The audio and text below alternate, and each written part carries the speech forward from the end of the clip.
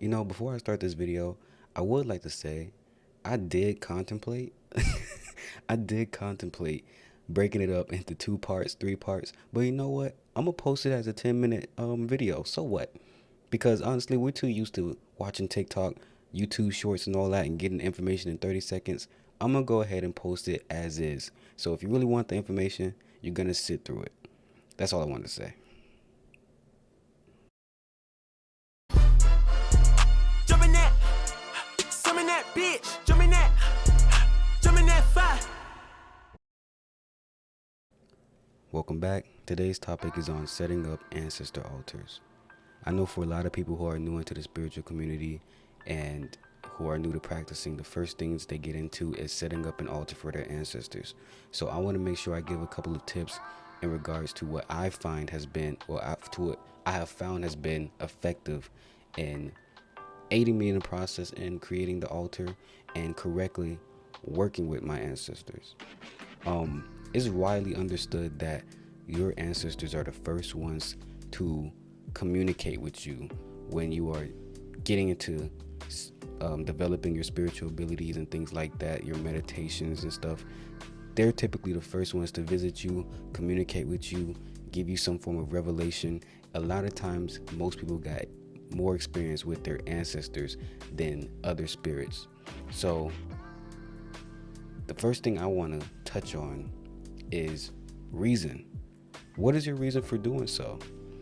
Don't just set up an altar for your ancestors because you feel is just what you're supposed to do. Have a reason behind doing so. Whether you want to get more connected spiritually, you want protection, you want money, have a reason as to why you're doing this, because your reason is what's going to fuel you to continue to work with this altar properly.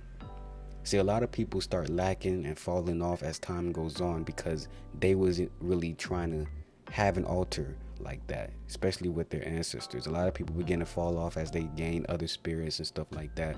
So have an actual reason as to why you want to work with your ancestors. You don't always have to. You don't have to have an ancestor altar if you don't want to. So don't just set up one and then have other spirits as well and forget about your ancestors, as I see a lot of times in this community. Second thing I want to touch on is location. Where you put your altar is very important because this determines whether or not you might just piss these spirits off and have to deal with shit you don't want to deal with. A lot of people think, oh, my ancestors, they know me, so they're not going to cause any problems in my life, blah, blah, blah. That may be true with certain ancestors, but you have some that will cause an issue because they're not in the location in which they want to be put in. That's just the fact of the matter. So you want to make sure when setting up this altar, you know you're putting it in a place in which it's not going to be disturbed by any kids, any pets, any bugs, anything that can taint its holiness. Because an ancestor altar in a lot of aspects should be holy. It should be held to a high standard. Always kept clean, and the area around it, make sure that it's kept clean as well. Another thing is you also don't want it to be placed in an area in which you're going to be getting busy in. So I know a lot of people got an ancestor altar in their bedroom. To me, that's fucking insane, because you be doing certain things in there that we're not even going to be able to really discuss on YouTube, and that's not what you want to be doing in front of an ancestor altar. That's tainting its holiness. Put your ancestor altar in a closet, in a room that nobody really goes in.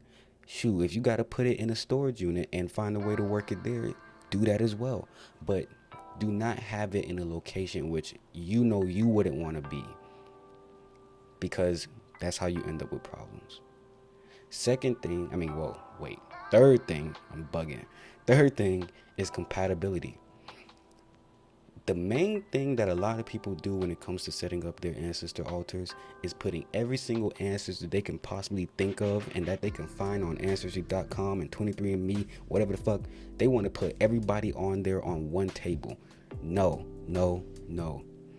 You are mixing different personalities, different energies, whatever you want to call it, and putting them all in the same location. And as you even know, with humans, that does not go right. So what makes you think that does not apply in spirit? It's the same thing. You can't mix grandma's ex-husband and the husband she had when she died in the same location on the same altar and think that things are going to go well and it's going to be fine and dandy, because it's not like that. Please understand the personalities behind these energies that you are putting on this ancestor altar. My thing is, to be honest, if you didn't know them personally, don't even put them on the altar. That's the best way to go about it. If you did not know them personally when they was living, don't even put them on the altar. If you want to go with the ones that you didn't know personally, make sure that you understand them on a spiritual level and have worked with them as an individual spirit prior to mixing them with other spirits, because you will know what they are or who they are compatible with and who are they not compatible with. Oh, and just to backtrack, I know I said maybe try to work with them in a storage unit. I'm not talking about no rinky-dink old country bumpkin storage unit. I'm talking about the ones that be temperature controlled and be all nice and clean and inside buildings and stuff like that. Like I said, something nice. You want to have them in a nice location. But back to the compatibility. What I also want to touch on is have a reasoning behind certain ones that you serve.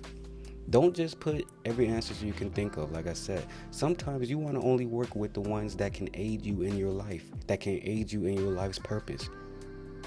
If you know an ancestor wasn't good with money, don't put them on the altar if you yourself also ain't good with money, because all you're gonna do is get worse. Like, you're not gonna, if your goal is to get more money, make sure you put ones that are good with money. Your goal is to have some good protection, make sure you got the ones that was really about it, really was out there in them streets and know how to do some damage. You ain't gonna have to worry about no enemies. You want to be good with love, make sure you put your uncle or your aunt, whoever that was really good with well, you know what I mean, that was really good with pulling people like that. Make sure you work with the spirits that are going to aid you in what it is that you really want in life. Because a lot of times over time of working with these spirits, especially your ancestors, you can take on the vices that they may have had, the aspects of them that wasn't necessarily so good. And so you want to make sure that you got the ones that can aid you in life, the ones that can aid you in whatever it is that you're really trying to achieve. The final thing is offerings. I know when you Google how to work with your ancestors, the main offerings you're going to see is any food you can think of, white candles, and a glass of water. Please make sure that you understand that this is no different from certain spirits that you may find in random cultures like Ifa, Haitian voodoo, whatever. The offerings that you put has to be the offerings that you know those spirits like. Don't just put any food there. I know a lot of people get away with doing that, but if we're talking about being very precise and effective with working with your altars, you want to put the offerings there that they want, that each individual ancestor wants.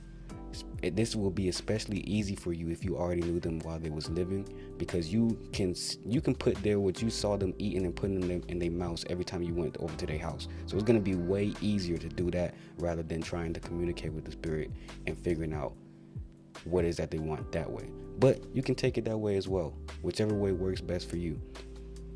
In regards to the candles, each ancestor is going to want a different candle color a lot of times. You can do white, but when it comes to being effective, it's best to do a different candle color for each one, depending on what it is that they would have wanted. See, with my ancestors, a lot of them I've already talked to about what it is.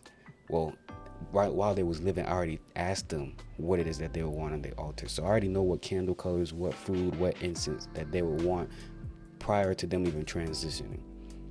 So if you don't know it that way, then you can go into spirit and ask them, but don't just go willy-nilly and put down what it is that you think they want food wise or drink wise, because not all of them want alcohol, not all of them want water, not all of them want certain smells there incense wise, and not all of them want certain foods there. So this whole thing is really about being strategic and taking a really individualistic approach when it comes to working with your ancestors. That is the key to having success with this. That's all for this video. I hope you found it informative. Like, share, and subscribe.